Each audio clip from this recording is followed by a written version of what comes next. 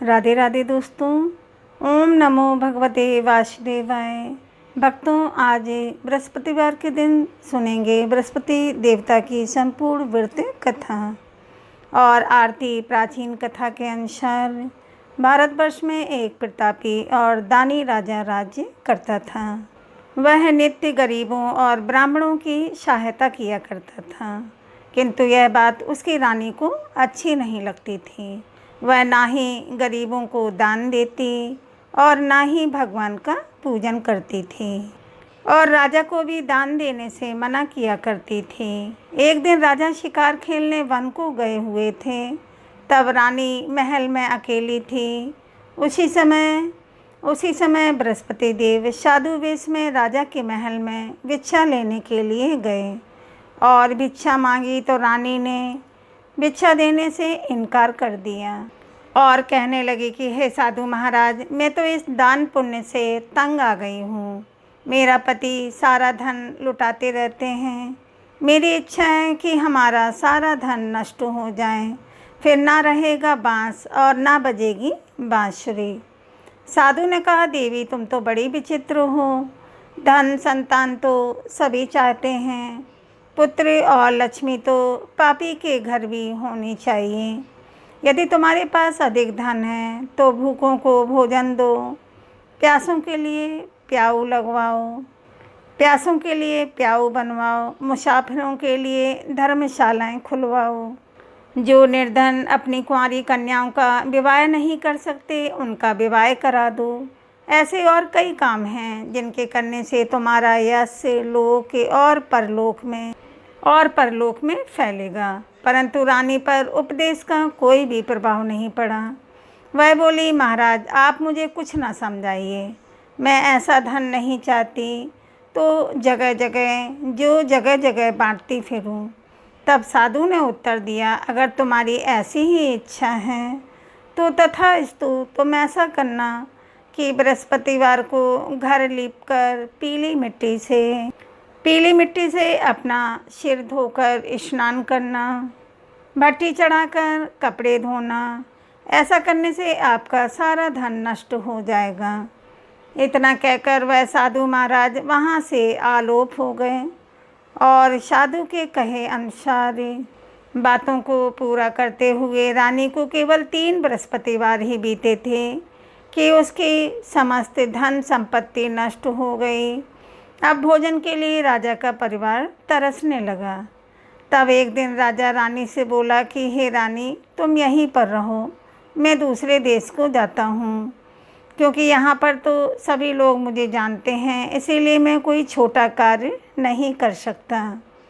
ऐसा कहकर राजा परदेश चला गया। वहाँ वह जंगल से लकड़ी काट कर लाता और शहर में बेचता था। इस तरह वह अपना जीवन व्यतीत करने लगा। इधर राजा के परदेश जाते ही रानी और दासी दुखी रहने लगी। एक बार जब रानी और दासी को 7 दिन तक बिना भोजन के रहना पड़ा, तब रानी ने अपनी दासी से कहा, हे दासी, देख पास के ही नगर में मेरी बड़ी बहन रहती है। वह बड़ी धनवान है, तो उसके पास जा और कुछ लेकर आ, ताकि थोड़ी बहुत गुजर बसर हो सके। दासी रानी की बहन के पास गई। उस दिन गुरुवार था और रानी की बहन उस समय बृहस्पतिवार व्रत की कथा सुन रही थी।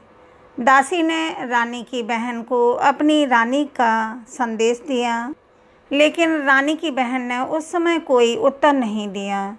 जब दासी को रानी की बहन से कोई उत्तर नहीं मिला, तब वह बहुत दुखी हुई और उसे क्रोध भी आया। फिर दासी ने वापस आकर रानी को सारी बात बता दी। सुनकर रानी ने अपने भाग्य को कोसा। उधर रानी की बहन ने सोचा कि मेरी बहन की दासी आई थी, परंतु मैं उससे नहीं बोली, इससे वह बहुत दुखी हुई होगी। फिर कथा सुनकर और पूजन समाप्त करके वह अपनी बहन के घर आई और कहने लगी, हे बहन, मैं बृहस्पतिवार के व्रत की कथा सुन रही थी और बृहस्पतिवार के व्रत की पूजा कर रही थी। तुम्हारी दासी मेरे घर आई थी, परंतु जब तक कथा होती है तब तक तो ना उठते हैं और ना ही बोलते हैं। इसीलिए मैं नहीं बोली। कहो दासी क्यों गई थी? रानी बोली, बहन तुमसे क्या छिपाऊं, हमारे घर में खाने तक को अनाज नहीं था। ऐसा कहते कहते रानी की आंखें भर आईं। उसने दासी समेत पिछले 7 दिनों से भूखे रहने की बात अपनी बहन को विस्तार पूर्वक सुना दी। रानी की बहन बोली, देखो बहन, भगवान बृहस्पतिवार और भगवान बृहस्पति देव सबकी मनोकामनाओं को पूर्ण करते हैं। देखो शायद तुम्हारे घर में अनाज रखा हो। पहले तो रानी को विश्वास ही नहीं हुआ, पर बहन के आग्रह करने पर उसने अपनी दासी को अंदर भेजा तो उसे सचमुच अनाज से भरा एक घड़ा मिल गया। यह देखकर दासी को बड़ी हैरानी हुई। दासी रानी से कहने लगी, हे रानी, जब हमको भोजन नहीं मिलता तो हम व्रत ही तो करते हैं, इसीलिए क्यों ना इनसे व्रत और कथा की विधि पूछ ली जाए ताकि हम भी व्रत कर सकें। तब रानी ने अपनी बहन से बृहस्पतिवार व्रत के बारे में पूछा। उसकी बहन ने बताया कि बृहस्पतिवार के व्रत में चने की दाल और मुनक्का से श्री विष्णु भगवान के केले की जड़ में पूजन करें तथा दीपक जलाएं, व्रत कथा सुने और पीला भोजन ही करें। इससे बृहस्पति देव प्रसन्न होते हैं। और फिर व्रत तथा पूजन विधि बताकर रानी की बहन अपने घर को लौट गई। 7 दिन के बाद जब गुरुवार आया तब रानी और दासी ने व्रत रखा। गुड़शाल में जाकर चना और गुड़ लेकर आई, फिर उससे केले की जड़ तथा विष्णु भगवान का पूजन किया। अब पीला भोजन कहाँ से आए, इस बात को लेकर दोनों बहुत ही दुखी थीं, क्योंकि उन्होंने व्रत रखा था। इसीलिए बृहस्पति देव उनसे प्रसन्न थे। इसीलिए वे एक साधारण व्यक्ति का रूप धारण करके 2 थालों में सुंदर पीला भोजन दासी को दे गए। भोजन पाकर दासी बहुत ही प्रसन्न हुई। फिर रानी के साथ मिलकर उन दोनों ने भोजन ग्रहण किया। इसके बाद वे सभी गुरुवार को व्रत और पूजन करने लगी। बृहस्पति देव भगवान की कृपा से उनके पास फिर से धन संपत्ति आ गई, परंतु रानी फिर से पहले की तरह आलस्य करने लगी।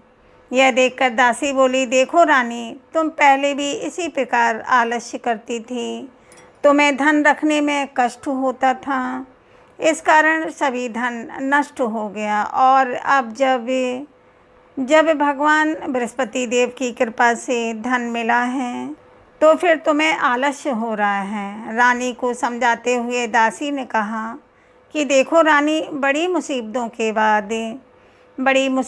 के बाद हमने यह धन पाया है, इसीलिए हमें दान पुण्य करना चाहिए, भूखे मनुष्यों को भोजन कराना चाहिए और धन को शुभ कार्यों में खर्च करना चाहिए, जिससे तुम्हारे कुल का यश बढ़ेगा, स्वर्ग की प्राप्ति होगी और पितर भी प्रसन्न होंगे।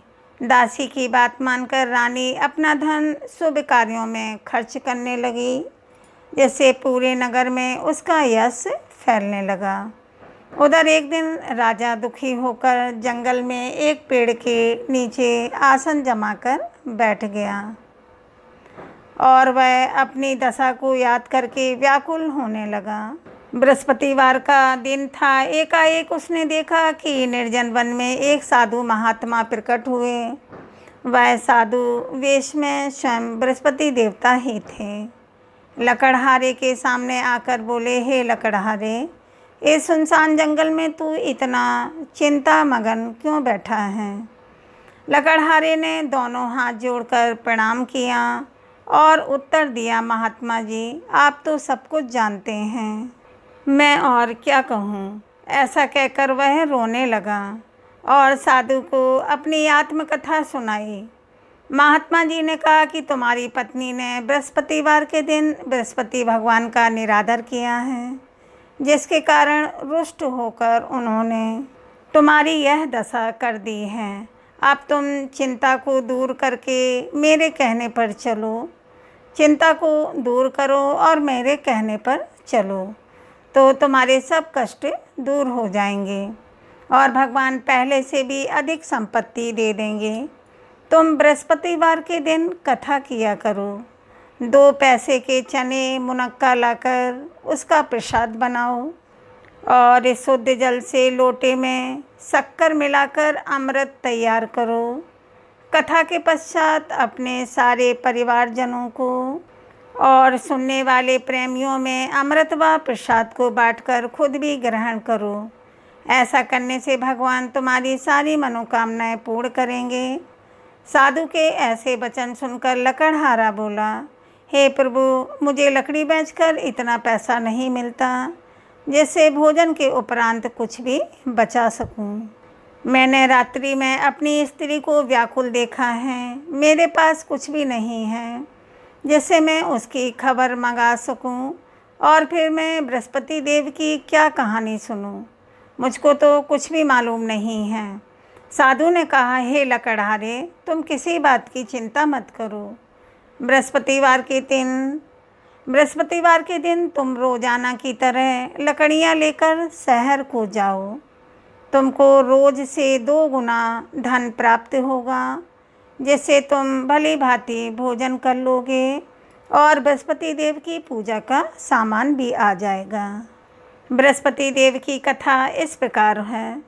सुनो, प्राचीन काल में एक ब्राह्मण रहता था। वह बहुत ही निर्धन था। उसकी कोई संतान नहीं थी। उसकी स्त्री बहुत ही मलिनता के साथ रहती थी। वह स्नान भी नहीं करती थी, किसी देवता का पूजन भी नहीं करती थी। इससे ब्राह्मण देवता बड़े ही दुखी थे। बेचारे बहुत कुछ कहते थे किंतु उसका कोई भी परिणाम नहीं निकलता। भगवान की कृपा से ब्राह्मण की स्त्री के कन्या रूपी रत्न पैदा हुआ। वह कन्या बड़ी होने पर प्रातः स्नान करके श्री विष्णु भगवान का जाप करती और बृहस्पतिवार का व्रत करने लगी। अपने पूजन पाठ को समाप्त करके विद्यालय जाती तो अपनी मुट्ठी में जौ भर कर ले जाती और पाठशाला के मार्ग में डालती जाती। तब यह जौ स्वर्ण के हो जाते तो लौटते समय उनको बीनकर घर ले आती। एक दिन वह बालिका सूप में उस सोने के जौ को फटक फटक कर साफ कर रही थी कि उसके पिता ने देख लिया और कहा कि हे बेटी, सोने के जौ के लिए सोने का ही सूप होना चाहिए। दूसरे दिन बृहस्पतिवार था। इस कन्या ने व्रत रखा और बृहस्पति देव से प्रार्थना करके कहा, हे बृहस्पति देव, मैंने आपकी पूजा अगर सच्चे मन से की है तो मेरे लिए सोने का सूप दे दो। बृहस्पति देव ने उसकी प्रार्थना स्वीकार कर ली। फिर रोजाना की तरह वह कन्या जौ फैलाती हुई जाने लगी। जब वह लौटकर जौ बीन रही थी तो बृहस्पति देव की कृपा से उसे सोने का सूप मिला। उसे वह घर ले आई और उसमें जौ साफ करने लगी, परंतु उसकी माँ का वही ढंग रहा। एक दिन की बात है, वह कन्या सोने के सूप में जौ साफ कर रही थी। उस समय उस शहर का राजपुत्र वहाँ से होकर निकला। इस कन्या के रूप और कार्य को देखकर मोहित हो गया और अपने घर आकर भोजन और जल त्याग कर उदास होकर लेट गया। राजा को इस बात का जब पता लगा तो अपने प्रधानमंत्री के साथ वे उसके पास गए और बोले, हे बेटा, तुम्हें किस बात का कष्ट है? किसी ने तुम्हारा अपमान किया है या फिर कोई और कारण है तो सो कहो, मैं वही कार्य करूँगा जिससे तुम्हें प्रसन्नता हो। अपने पिता की राजकुमार ने बातें सुनी तो वह बोला, पिताजी, मुझे आपकी कृपा से किसी बात का दुख नहीं है। किसी ने मेरा अपमान नहीं किया है, परंतु मैं तो उस लड़की से विवाह करना चाहता हूँ जो सोने के सूप में जौ साफ कर रही थी। यह सुनकर राजा आश्चर्य में पड़ गया और बोला, हे बेटा, इस तरह की कन्या का पता तो तुम ही लगाओ। मैं उसके साथ तुम्हारा विवाह अवश्य करवा दूँगा। फिर राजकुमार ने उस लड़की के घर का पता बतलाया। तब मंत्री उस लड़की के घर गए और ब्राह्मण देवता को सभी हाल बतलाया। ब्राह्मण देवता राजकुमार के साथ अपनी कन्या का विवाह करने के लिए तैयार हो गए तथा विधि विधान के अनुसार ब्राह्मण की कन्या का विवाह है राजकुमार के साथ हो गया। कन्या के घर से जाते ही ब्राह्मण देवता के घर में पहले की तरह गरीबी का निवास हो गया।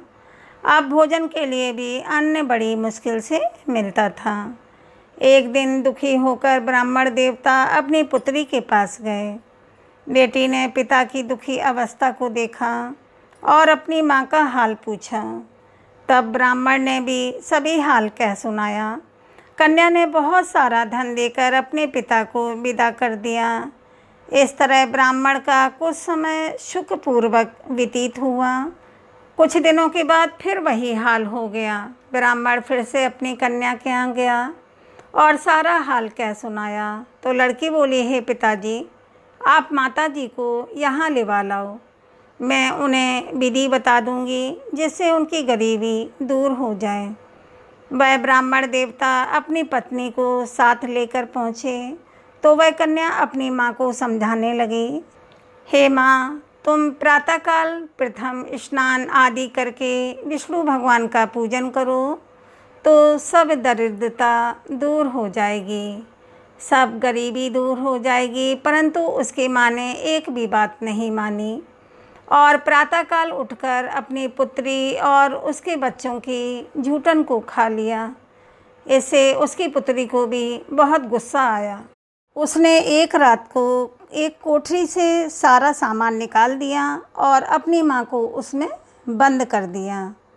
प्रातःकाल उसमें से निकाला तो स्नान आदि करा के पूजा पाठ करवाया। ऐसा करने पर उसकी माँ की बुद्धि ठीक हो गई। इसके बाद वह भी नियम से पूजा पाठ करती और प्रत्येक बृहस्पतिवार को व्रत रखने लगी। इस व्रत के प्रभाव से उसकी माता और पिता बहुत ही धनवान और पुत्रवान हुए। उसकी माता और पिता बहुत ही धनवान और पुत्रवान हो गए और बृहस्पति देवता के प्रभाव से इस लोक के सुख को भोग कर अंत में स्वर्ग को प्राप्त हुए। इस तरह कहानी कहकर वह साधु देवता वहीं से जंगल में अंतर्ध्यान हो गए। धीरे धीरे समय व्यतीत होने पर फिर वही बृहस्पतिवार का दिन आया। लकड़हारा जंगल से लकड़ी काटकर किसी शहर में बेचने गया। उसे उस दिन और दिन से अधिक पैसा मिला। राजा ने चना गुड़ आदि लाकर गुरुवार का व्रत किया। उस दिन से उसके सभी क्लेश दूर हो गए। परंतु जब दोबारा गुरुवार का दिन आया तो बृहस्पतिवार का व्रत करना वह भूल गया। इस कारण बृहस्पति भगवान नाराज हो गए। उस दिन जब नगर के राजा ने विशाल यज्ञ का आयोजन किया तब यह घोषणा भी करा दी कि कोई भी मनुष्य अपने घर में भोजन ना बनावे, ना आग जलाएं, समस्त जनता मेरे यहाँ भोजन करने आए। इस आज्ञा को जो नहीं मानेगा उसे फांसी की सज़ा दी जाएगी।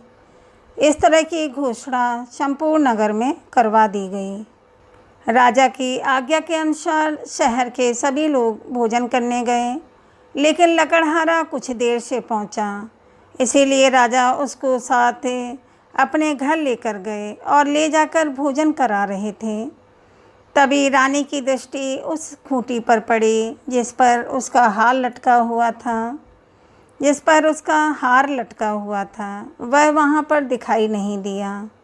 रानी ने निश्चय किया कि मेरा हार इस मनुष्य ने ही चुरा लिया है। उसी समय सिपाहियों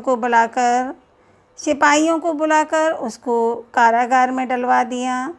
जब लकड़हारा कारागार में पड़ गया और बहुत दुखी होकर विचार करने लगा कि ना जाने कौन से पूर्व जन्म के कर्म से मुझे यह दुख प्राप्त हुआ है, और उसी साधु को याद करने लगा जो कि जंगल में मिला था। उसी समय तत्काल बृहस्पति देव साधु के रूप में प्रकट हुए और उसकी दशा को देखकर कहने लगे, अरे मूर्ख, तूने बृहस्पति देव की कथा नहीं करी, इस कारण तुझे दुख प्राप्त हुआ है। अब चिंता मत कर, बृहस्पतिवार के दिन कारागार के दरवाजे पर 4 पैसे पड़े मिलेंगे, उनसे तू बृहस्पति देव की पूजा करना, तेरे सभी कष्ट दूर हो जाएंगे। बृहस्पतिवार के दिन उसे 4 पैसे मिले। लकड़हारे ने कथा कही। उसी रात्रि को बृहस्पति देव ने उस नगर के राजा को स्वप्न में कहा, हे राजा, तुमने जिस आदमी को कारागार में बंद कर दिया है वह निर्दोष है, वह राजा है, उसे छोड़ देना। रानी का हार उसे खूंटी पर लटका है, अगर तू ऐसा नहीं करेगा तो मैं तेरे राज्य को नष्ट कर दूंगा। इस तरह रात्रि के स्वप्न को देखकर राजा प्रातःकाल उठा और खूंटी पर हार देखकर लकड़हारे को बुलाकर क्षमा मांगी और लकड़हारे को योग्य सुंदर वस्त्र आभूषण देकर विदा कर दिया। बृहस्पति देव की आज्ञा के अनुसार लकड़हारा अपने नगर को चल दिया। राजा जब अपने नगर के निकट पहुंचा तब उसे बड़ा आश्चर्य हुआ। नगर में पहले से अधिक बाग, तालाब, कुएं तथा बहुत से धर्मशाला, मंदिर आदि बन गए हैं। राजा ने यह देखकर पूछा, यह किसका बाग और धर्मशाला है? तब नगर के सब लोग कहने लगे, यह तो सब रानी और बांदी के हैं। तब राजा को बड़ा आश्चर्य हुआ और गुस्सा भी आया। उधर जब रानी ने यह खबर सुनी कि राजा आ रहे हैं, तब उन्होंने दासी से कहा, हे दासी, देख राजा हमको कितनी बुरी हालत में छोड़ गए थे, हमारी ऐसी हालत देखकर वह लौट न जाएं, इसीलिए तू दरवाजे पर खड़ी हो जा। आज्ञा के अनुसार दासी दरवाजे पर खड़ी हो गई। राजा आए तो उन्हें अपने साथ लिवा लाई। तब राजा ने क्रोध करके अपनी रानी से पूछा कि यह धन तुम्हें कैसे प्राप्त हुआ है? तब उन्होंने कहा, हमें यह सब धन बृहस्पति देव की इस व्रत के प्रभाव से प्राप्त हुआ है। अब तो राजा ने निश्चय किया कि 7 रोज बाद तो सभी बृहस्पति देव का पूजन करते हैं, परंतु मैं प्रतिदिन में 3 बार कहानी और रोज़ व्रत किया करूँगा। अब तो हर समय राजा के दुपट्टे में चने की दाल बनी रहती और दिन में 3 बार कहानी कहते। एक दिन राजा ने विचार किया कि चलो अपनी बहन के यहाँ हो आवे। इस तरह निश्चय करके राजा घोड़े पर सवार होकर अपनी बहन के यहाँ को चलने लगा। मार्ग में उसने देखा कि कुछ आदमी एक मुर्दे को लिए जा रहे हैं। उन्हें रोककर राजा कहने लगा, अरे भाइयों, मेरे बृहस्पति देव की कथा सुन लो। वे बोले, लो, हमारा तो आदमी मर गया, इसको कथा की पड़ी है। परंतु कुछ आदमी बोले, अच्छा कहो, तुम्हारी कथा भी सुनेंगे। राजा ने दाल निकाली और जब कथा आदि हुई थी कि मुर्दा हिलने लग गया और जब कथा समाप्त हो गई तब राम राम करके मनुष्य उठ खड़ा हुआ। आगे मार्ग में उसे किसान खेत में हल चलाता मिला। तब राजा ने उसे देखकर बोला, अरे भैया, तुम मेरी बृहस्पतिवार की कथा सुन लो। किसान बोला, जब तक मैं तेरी कथा सुनूंगा तब तक 4 हरैया जोत लूँगा, जा अपनी कथा किसी और को सुनाना। इस तरह राजा आगे चलने लगा। राजा के हटते ही किसान के बैल पछाड़ खाकर गिर गए और किसान के पेट में बड़े ज़ोर से दर्द होने लगा। उसी समय उसकी माँ रोटी लेकर आई। उसने जब यह देखा तो अपने पुत्र से सब हाल पूछा और बेटे ने सभी हाल कह दिया। तब वह बुढ़िया दौड़ी दौड़ी उस घुड़सवार के पास गई और उससे बोली कि मैं तेरी कथा सुनूंगी, तू अपनी कथा मेरे खेत पर चलकर ही कहना। राजा ने बुढ़िया के खेत पर जाकर कथा कही, जिसके सुनते ही वह बैल उठकर खड़े हो गए तथा किसान के पेट का दर्द भी बंद हो गया। फिर राजा अपनी बहन के घर पहुंचा। बहन ने भाई की खूब मेहमानी की। दूसरे दिन प्रातःकाल राजा जगा तो देखने लगा कि सब लोग भोजन कर रहे हैं। राजा ने अपनी बहन से कहा, बहन, ऐसा कोई मनुष्य है यहाँ जिसने भोजन ना किया हो? मेरे बृहस्पति देव की कथा सुन लें। बहन बोली, यह भैया, यह देश ऐसा ही है। पहले यहाँ लोग भोजन करते हैं और बाद में अन्य कोई काम करते हैं। अगर कोई पड़ोस में हो तो देख आती हूँ। ऐसा कहकर वह देखने चली गई, परंतु उसे कोई भी ऐसा व्यक्ति नहीं मिला जिसने भोजन न किया हो। अंत में वह एक कुमार के घर गई जिसका लड़का बीमार था। उसे मालूम हुआ कि उसके यहाँ 3 रोज़ से किसी ने भी भोजन नहीं किया है। रानी ने अपने भाई की कथा सुनने के लिए कुम्हार से कहा तो वह तुरंत तैयार हो गया। राजा ने जाकर बृहस्पतिवार की कथा कही, जिसको सुनकर उसका लड़का ठीक हो गया। अब तो राजा की प्रशंसा होने लगी। एक दिन राजा ने अपनी बहन से कहा, हे बहन, हम अब अपने घर को जाएंगे, तुम भी तैयार हो जाओ। राजा की बहन ने अपनी सास से कहा। तब सास ने कहा, हाँ चली जा, लेकिन अपने लड़कों को मत ले जाना, क्योंकि तेरे भाई की कोई संतान नहीं है। बहन ने अपने भाई से कहा, भैया मैं तो चलूँगी, लेकिन कोई बालक नहीं चलेगा। तब राजा बोला, जब कोई बालक ही नहीं चलेगा तब तुम भी क्या करोगी? फिर बड़े दुखी मन से राजा अपने नगर को लौट आया। राजा ने अपनी रानी से घर आकर कहा कि हम निर्वंशी हैं, हमारा मुँह देखने का धर्म नहीं है। और कोई भोजन आदि नहीं किया, उसने कुछ भी भोजन नहीं किया। तब रानी बोली, हे प्रभु, बृहस्पति देव ने हमें सब कुछ दिया है, वह हमें संतान भी अवश्य देंगे। उसी रात को बृहस्पति देव ने राजा से स्वप्न में कहा, हे राजा, उठो, सभी सोच त्याग दो, तेरी रानी गर्भ से है। राजा को यह बात सुनकर बड़ी खुशी हुई। फिर 9वें महीने में रानी के गर्भ से एक सुंदर पुत्र पैदा हुआ। तब राजा बोला, हे रानी, स्त्री बिना भोजन के रह सकती है, पर बिना कहे नहीं रह सकती। जब मेरी बहन आएगी तब तुम उससे कुछ मत कहना। रानी ने सुनकर हाँ कर दिया। उधर जब राजा की बहन ने यह शुभ समाचार सुना तो वह बहुत ही बड़ी खुश हुई और बधाई लेकर अपने भाई के यहाँ आई। तब रानी ने कहा, घोड़ा चढ़कर तो नहीं आई है, गधा चढ़कर आई है। राजा की बहन बोली, भाभी, मैं इस प्रकार नहीं कहती तो तुम्हें संतान कैसे मिलती? बृहस्पति देव ऐसे ही हैं, जैसी जिसके मन में कामनाएं हैं सभी को पूर्ण करते हैं।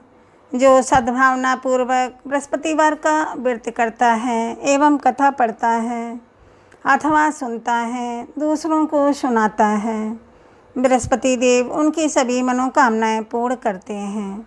बृहस्पति देव उनकी सदैव रक्षा करते हैं।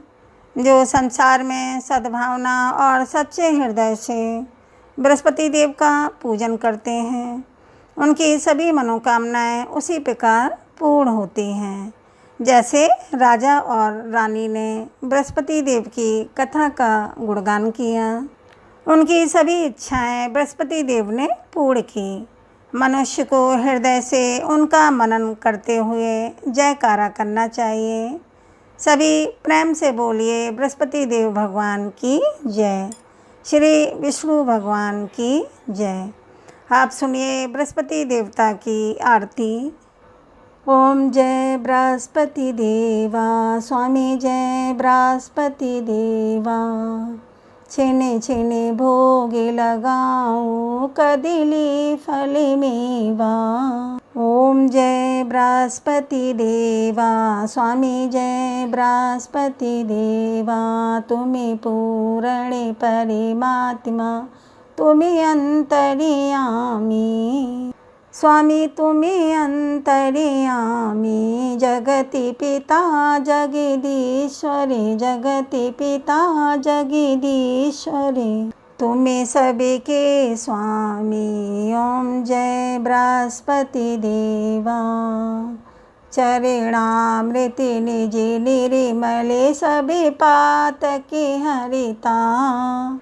स्वामी सभी पातकी हरिता सकले मनोरथी दायकी सकले मनोरथी दायकी कृपा करो भरिता ओम जय बृहस्पति देवा।